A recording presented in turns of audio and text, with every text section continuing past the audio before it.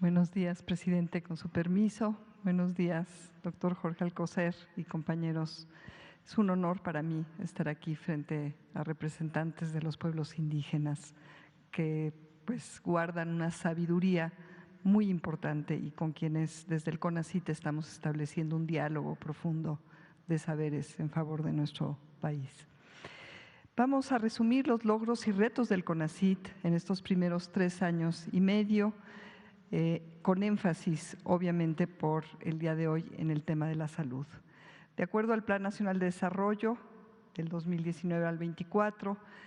el objetivo central de CONACYT es promover la investigación científica y tecnológica, apoyar a estudiantes y académicos con becas y otros estímulos en bien del conocimiento y coordinar el Plan Nacional para la Innovación en beneficio de la sociedad y del desarrollo nacional. Es una entidad pública, estratégica y transversal que depende directamente del señor presidente de la República, que es parte, obviamente, del gobierno federal para el desarrollo soberano con justicia social y cuidado ambiental.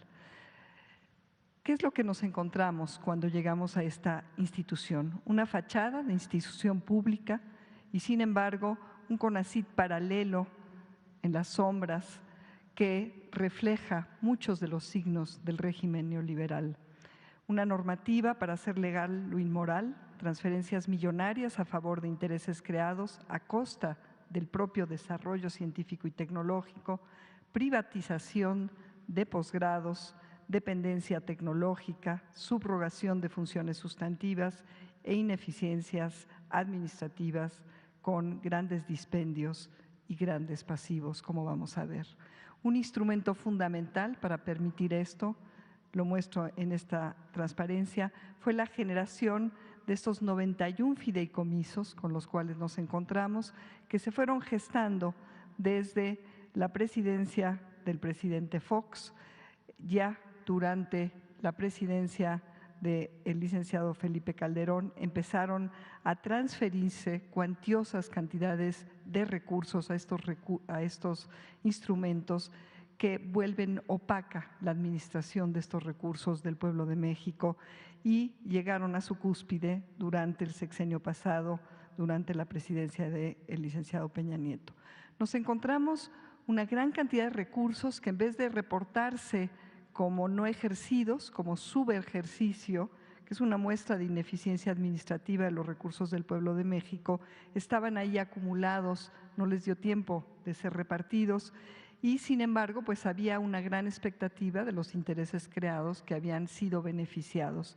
quienes, pues, mediante diferentes programas, de manera preponderante el PEI,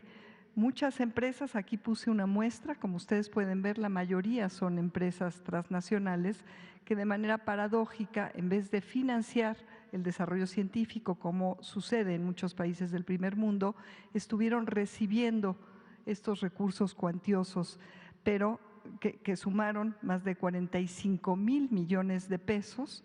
y esta fue una de las funciones principales de CONACYT. Y sin embargo, y de manera paradójica y diría yo trágica e inaceptable, el país disminuyó 16 posiciones en eficiencia de innovación, que fue el pretexto de transferencia de estos grandes recursos de 2013 a 2018. Cuando llegamos a este encargo, obviamente lo primero que hicimos fue analizar la situación y parar este dispendio e inclusive convocar a las y los, bueno, en ese entonces solamente una gobernadora y la jefa de gobierno y el resto de los 30 gobernadores a cerrar estos fideicomisos, de los cuales ellos serán copartícipes en 35, 32, uno por cada estado, 3 de municipios, y desde luego no paramos la innovación, como van a ver ustedes más adelante, todo lo contrario. Y sí, se siguieron invirtiendo en proyectos estratégicos como los ventiladores para atender la pandemia. En la que sigue, pues vemos ya un resumen de lo que nos encontramos. Más de 14,000 millones de pesos que habían sido guardados en estos fideicomisos como pasivos de recursos del presupuesto de egresos de la Federación de 2013 a 2018 Y lo que hicimos fue, pues esto, regresarlo a la TESOFE y ahorrar estos recursos para el erario. Pero además encontramos una gran cantidad de convenios de asignación de recursos insolventes técnica o administrativamente. Pudimos echarlos para atrás y recuperar un adicional de más de 7,600 millones de pesos y en total entonces el retorno a la TESOFE fue de casi 22,000 millones de pesos. Y curiosamente, con este ahorro y mayor eficiencia en estos 3 años y medio, en vez de disminuir en eficiencia y resultados de innovación, el país ha aumentado 10 lugares, de lo cual nos sentimos muy contentas y contentos. ¿De qué depende esto? De tener una agenda estratégica de Estado, como nos los ha indicado el señor presidente, con principios claros, regularización, austeridad, prioridades y búsqueda de metas y resultados. El reto es grande, como ustedes ven ahí, son las cajas que hemos recibido de los documentos de las secretarías administrativas de los 91 fideicomisos, bueno, de los 35 fideicomisos FOMIX y de los 15 sectoriales, con más de 10,000 proyectos tirados literalmente, puesto que no tuvieron el seguimiento adecuado. Nuestro reto es dejar todo esto ordenado, tanto digitalmente como en físico, una biblioteca y muchísimo que analizar ahí de la historia neoliberal de pues lo que sucedía en el CONACYT. La que sigue, por favor.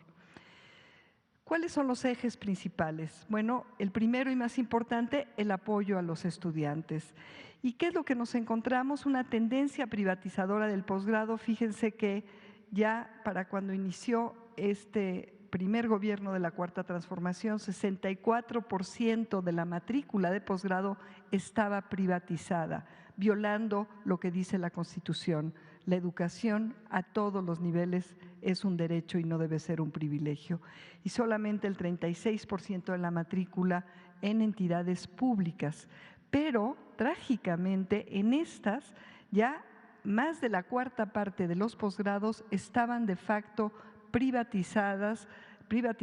cobrando cuotas. Y si nos vamos a algunos de los temas que acompañaron las reformas estructurales neoliberales, el 70% de los posgrados en estas áreas, en entidades públicas, en algunas de las universidades más importantes del país, también excluyendo a estudiantes que no podían pagar beca. Y sin embargo, miles de estudiantes que habían sido aceptados en diferentes áreas de ciencias y humanidades en los verdaderos posgrados de investigación en instituciones de educación superior públicas se quedaban sistemáticamente sin becas gracias a un instrumento de política pública llamado Programa Nacional de Posgrados de Calidad que de facto simulaba seriedad, pero promovía esta simulación y esta exclusión. Las becas de CONACYT, muchas veces usadas como señuelos para negocios, para grupos de control, una exclusión disciplinar, sobre todo de las humanidades y de las ciencias sociales, qué decir de todos y todas las artistas. ¿Qué es lo que hemos hecho? Generar un nuevo sistema nacional de posgrado con la guía de nuestro Plan Nacional de Desarrollo, que nadie quede atrás, que nadie quede fuera, criterios de asignación claros, pudiendo administrar más de 80,000 becas al año. Ahora están habiendo becas suficientes, recuperación de posgrados públicos en todas las áreas de investigación de ciencias y humanidades, postulación directa de nuestros primeros interesados, las y los estudiantes, simplificación administrativa también para los docentes y los coordinadores. Si ustedes comparan el acumulado de recursos públicos destinados a apoyar a estudiantes de universidades, y aquí también se apoya a universidades de bajos recursos, de universidades privadas, pues la diferencia es muy clara y contraduce todas las noticias falsas que vemos en los medios. En estos primeros 3 años, el gobierno federal ha asignado más de 32,000 millones de pesos para apoyar a estudiantes de todo el país que desean formarse a nivel de posgrados. El apoyo a los colegas también ha aumentado. En la siguiente vemos, antes de pasar a eso, perdón, en el área de posgrados profesionalizantes, ahora sí, la siguiente, perdón. El énfasis ha ido hacia áreas como la salud, en las cuales el neoliberalismo también nos dejó sin los profesionales que necesitábamos, por ejemplo, los médicos. Entonces hemos aumentado el número de becas en las áreas de salud y además, por mandato del señor presidente, se ha iniciado un programa de becas a médicos para que se especialicen en el extranjero. Llevamos ya 428 médicos que ya están estudiando en Cuba, en donde se ha establecido un programa realmente muy exitoso de formación de médicos de alto nivel. Algunos están en proceso de formalizar sus becas y más de 100 ya están allá. Nuestra meta es de 1,000 becas para el año siguiente. Ahora sí, en la siguiente lámina vemos también el apoyo decidido de este gobierno, del presidente López Obrador, a las y los investigadores, con un aumento significativo en la nómina del Sistema Nacional de Investigadores, que también se ha transformado, apoyando y reconociendo a la comunidad científica, cerrando brechas de género, regionales e institucionales, con criterios claros, pertinentes y tomas de decisiones democráticas, y vinculando también a la comunidad de colegas con la solución de problemas prioritarios, el acceso universal al conocimiento y el avance científico desde nuestro país para seguir forjando la soberanía que merece México, sin exclusión de las humanidades y de las ciencias sociales que se habían ido quedando rezagadas. En la que sigue vemos otro de los grandes temas contradictorios del neoliberalismo. A pesar de que dedicaron miles de millones de pesos sobre pretexto de la innovación, que en realidad fueron transferencias a grandes transnacionales y otras empresas privadas, en 2017 y 2018, y todos como investigadores, yo incluida, sufrimos esta carencia total de apoyo del Gobierno de México al final del sexenio pasado para realizar proyectos de investigación que son además los que sustentan a los posgrados y a la formación de las y los nuevos investigadores. Entonces, una de las primeras acciones fue dedicar recursos a apoyar proyectos de altísimo nivel y a recuperar el mantenimiento de infraestructura fundamental, y hay una cantidad de proyectos hermosos que están dando resultados realmente muy significativos, tanto de ciencia muy fundamental, de frontera básica, como de incidencia social y ambiental y de sustento al desarrollo tecnológico soberano. Pongo ahí un ejemplo: investigación de punta para la conservación y el estudio del patrimonio cultural o el conocimiento de nuestra riquísima flora y fauna, temas que también fueron muy abandonados durante el régimen pasado. Adelante, por favor. De manera muy significativa, contrastamos aquí lo que se hacía mediante 35 fideicomisos llamados FOMICS, supuestamente encargados de atender las necesidades regionales. Y esto no fue así. Sin embargo, hubo gran cantidad de dispendio en proyectos sin incidencia y en particular en proyectos de infraestructura que permiten el desvío de recursos llamados elefantes blancos. En suma, un gasto, porque no se le puede llamar inversión, de más de 14,000 millones de pesos, en contraste con una inversión, ahora sí, mucho más modesta. Hemos logrado, gracias a la gran calidad, disposición y compromiso de un sector amplísimo de la comunidad científica de nuestro país, articular en 10 agendas estratégicas de investigación e incidencia con proyectos prioritarios, en muchos casos en conjunción con proyectos del Gobierno de México, como son el rescate del lago de Texcoco, ordenamientos hídricos y ecológicos, el rescate de las abejas y sus funciones ambientales, temas de la basura, agua, la producción de alimentos sin tóxicos como el glifosato y muchos otros temas, sobre todo de salud, como es el que tiene que ver con el diagnóstico certero y oportuno de la leucemia linfoblástica aguda, primera causa de mortalidad en nuestras infancias, que si se detecta a tiempo se puede curar, y en ese camino está habiendo grandes avances. En el tema cuarto eje programático del CONACYT, la soberanía tecnológica en áreas estratégicas, voy a enfatizar el área de salud, pues en medio de la pandemia y en contra de todas las predicciones de que esto era imposible, logramos el diseño y la producción de 2 ventiladores 100% mexicanos y de todo un ecosistema de generación de equipo médico de alto nivel nacional. Tenemos ya ubicados en 92 hospitales públicos estos ventiladores, han atendido a más de 1 millón de horas de ventilación en pacientes en riesgo por COVID y están siendo la base para la generación de empresas nacionales para salvar vidas que van a implicar grandes ahorros al erario y además retornos de valor al pueblo de México.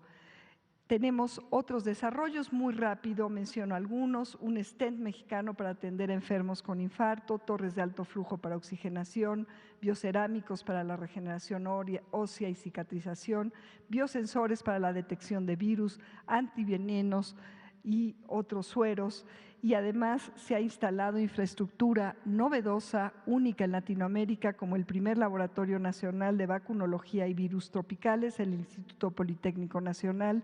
y se están trabajando y generando soluciones tecnológicas para la producción autosuficiente de alimentos libres de glifosato, de transgénicos y de otros tóxicos, y también un trabajo muy articulado con COFEPRIS para innovación regulatoria de bioinsumos.